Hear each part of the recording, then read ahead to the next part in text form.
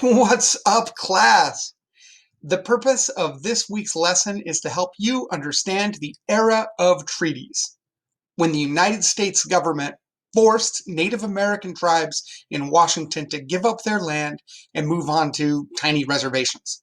So we're calling today's video Understanding the Era of Treaties. Last week, we explored some of the reasons why the Cayuse massacred the Whitmans and 11 other people. And we looked at that from the perspective of the Cayuse. So their way of life was being threatened by all these immigrants who were pouring in over the Oregon Trail. Diseases like the measles were wiping out their children, and they didn't understand why. Some of them even thought the Whitmans may have been killing them on purpose, that he was poisoning them. And others noted that in Cayuse culture, if a medicine man failed to save a patient, then the medicine man himself was liable to die. They warned the Whitmans to leave. And rather than heeding their warnings, the Whitmans continued to try and treat the natives while inviting more and more white Americans into Cayuse lands, disrupting their way of life. So this is the perspective that we learned last week of Chief Tillicite and the Cayuse and why they believed the Whitmans deserved to die. But the rest of America, they didn't see it this way. The story of the Whitman Massacre appeared in newspapers all across the country.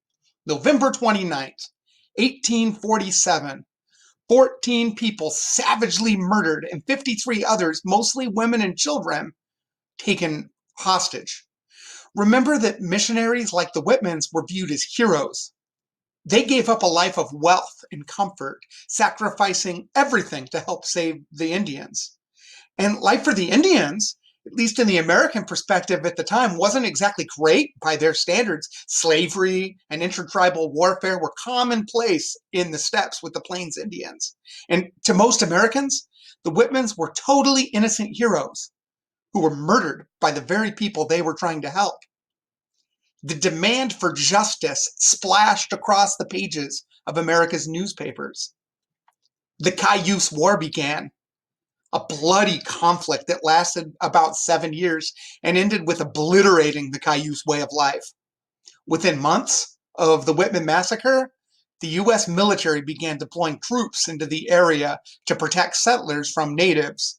And with a military presence now in this area, the Oregon Territorial Government was formed, pretty much right after the Whitman Massacre.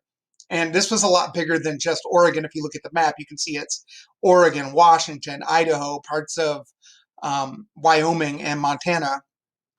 And what was a stream of settlers, now with a military presence and a government, it became a tidal wave. And they sent surveyors out to begin planning a railroad. And so many people poured in that the Oregon Territory had to be split in two in 1853. So they had an Oregon territorial governor and government, and they needed a Washington government. So they needed a new governor for the Washington Territory to handle all these issues with settlers and natives. And President Franklin Pierce named the little hero of the Mexican War, Isaac Stevens, as the first governor of the new Washington Territory. There he is, Isaac Stevens. So why did he get to be appointed governor? Well, he was a military hero. He won numerous honors and promotions throughout his career. And while everyone said that he was brilliant and heroic in battle, he was also notedly arrogant and ruthless as a leader. And interestingly, he was only about 5 feet tall, which is pretty impressive to be a military hero in the 1840s, if you think about how warfare was fought back then, being, of that stature. So Stevens was the new governor, and he was in charge of forcing the Native Americans into peaceful submission. And you got to think tribal leaders who had, their people had been there for thousands of years. Tribal leaders like Spokane Gary, they had to negotiate with this arrogant and ruthless little man for their survival. So the readings and activities that you are about to do this week are designed to help you explore the story of this era, the era of treaties. Good luck.